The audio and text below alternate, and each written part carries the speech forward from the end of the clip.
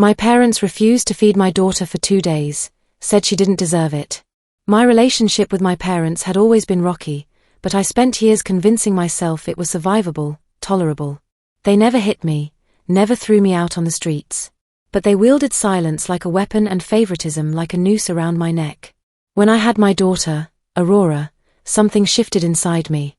I saw everything with crystal clarity. The way my mother, Barbara, used guilt to manipulate and control. The way my father, Vincent, doled out his love like military rations, earned only through complete obedience. I made a promise to myself, they wouldn't get near Aurora until I saw real proof they had changed. For 3 long years, I kept them at arm's length, polite but distant. Christmas cards, birthday calls, nothing more. Then disaster struck. Not fire exactly, but close enough. The pipes in my Denver apartment burst during a February freeze, flooding everything. Water damage made the place unlivable overnight. Just like that, Aurora and I were homeless. Insurance would cover a hotel, but the waiting list for affordable family housing stretched for months. My phone rang the next morning. Mom's voice, saccharine sweet, "Bring Aurora here to Colorado Springs. We've got plenty of room." I hesitated, my stomach churning. "It'll only be a few days," she continued, like she was doing me some grand favor. Dad's gruff voice echoed from the background, "Just until you get back on your feet, Zariah." Aurora was 4 years old. She loved Disney princesses, couldn't stand Brussels sprouts, and survived entirely on chicken nuggets and apple juice boxes. I packed a week's worth of groceries, wrote her dietary preferences in bold letters on index cards, and kissed her forehead goodbye, promising I'd be back soon. I didn't sleep that first night. Something deep in my gut twisted with dread, and I couldn't shake the feeling that I'd made a terrible mistake. By the 3rd day, Aurora's voice sounded different during our nightly phone call. Quiet. Withdrawn. Tired in a way that 4-year-olds shouldn't be. "What did you have for lunch today, sweetheart?" I asked, trying to keep my tone light. She paused for so long I thought the call had dropped. Finally, her small voice whispered, "Some crackers." "That's it? What about the chicken nuggets I packed?" Another pause. Then, barely audible, "Grandpa Vincent said lunch is for real family, and I'm just visiting." The phone slipped from my trembling hands, clattering to the kitchen floor. I was back in my Honda Civic within minutes, driving through the night on empty highways, my heart hammering against my ribs.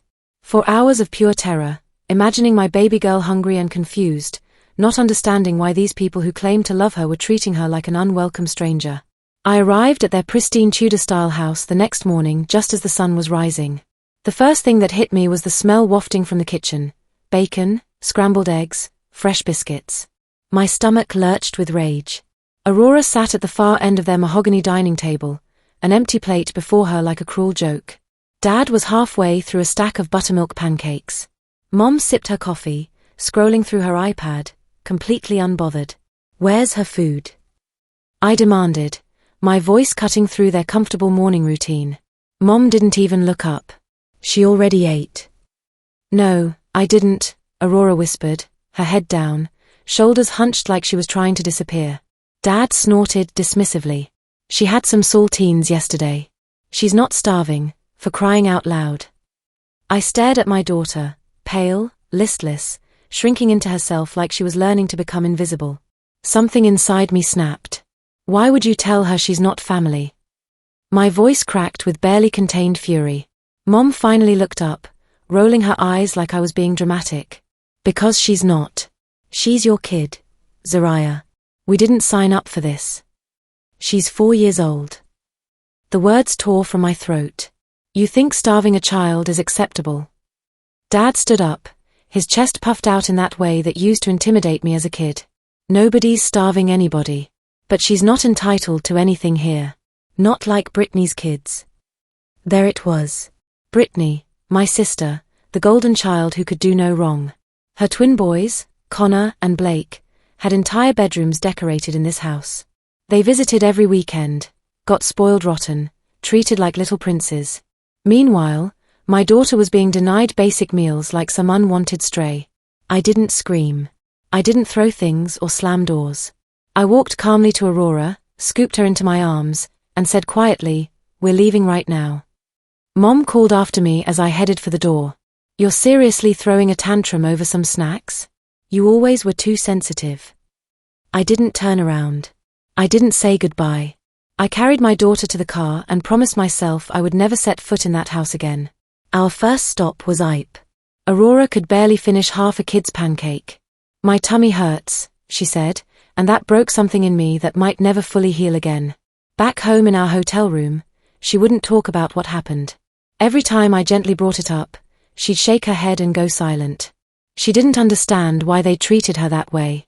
How could I explain that some people only love the idea of family, not the messy, complicated reality? That night, after Aurora finally fell asleep, I sat at the small hotel table and made a list of everything my parents truly cared about: Brittany's approval, their social standing in Colorado Springs, their antique furniture collection, and my silence. That last one, my silence, that's what had always given them power over me. And I was about to starve them of it completely. First, I started talking. Not online for attention or sympathy, just quiet, personal conversations with the people who mattered most to my parents' carefully constructed image. I called my Aunt Carol, Dad's sister, who'd always wondered why we were never invited to family gatherings anymore.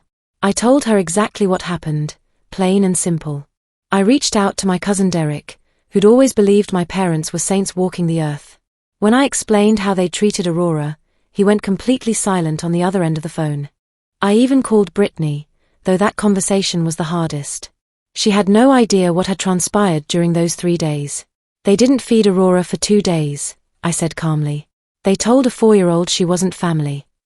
Every single person I spoke with had the same reaction: shocked silence, followed by horror, followed by anger on Aurora's behalf.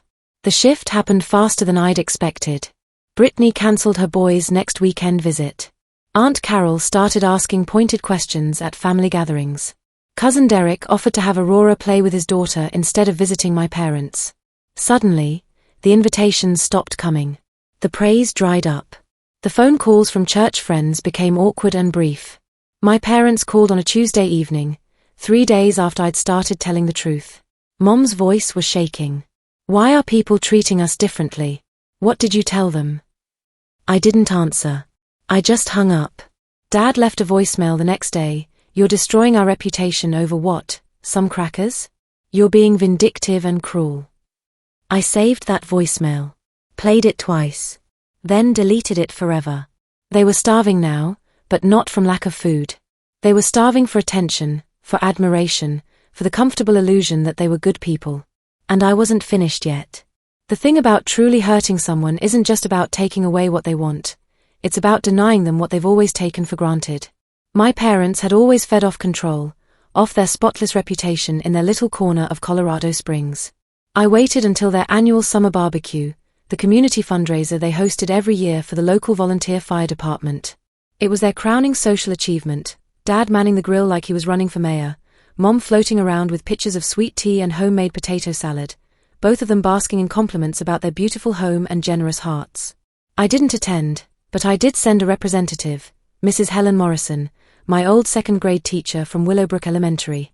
Sweet, talkative, and very active on Facebook. She'd never cared much for my parents, once telling me privately, "You're such a bright girl, honey, even if your folks seem more interested in appearances than authenticity."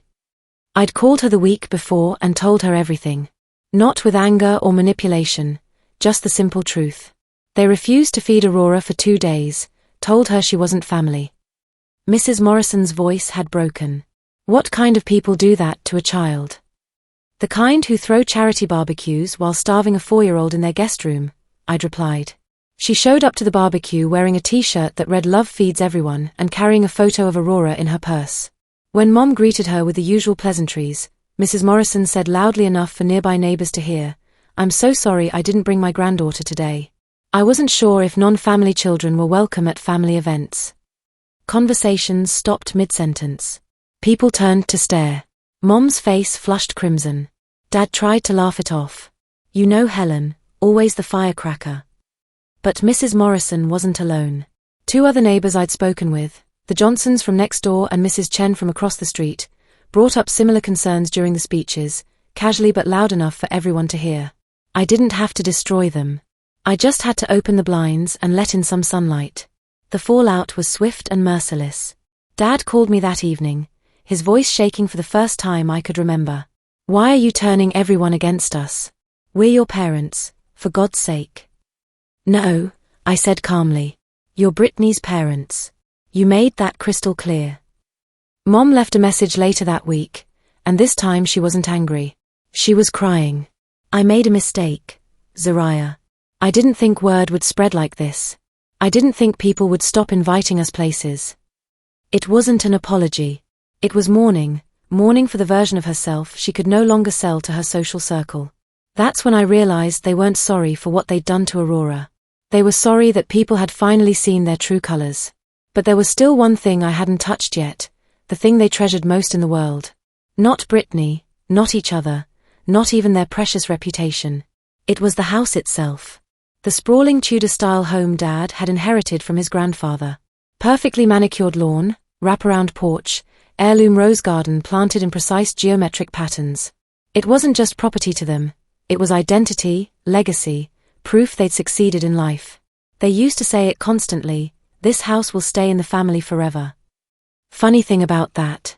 Now there were no more birthday parties in the backyard.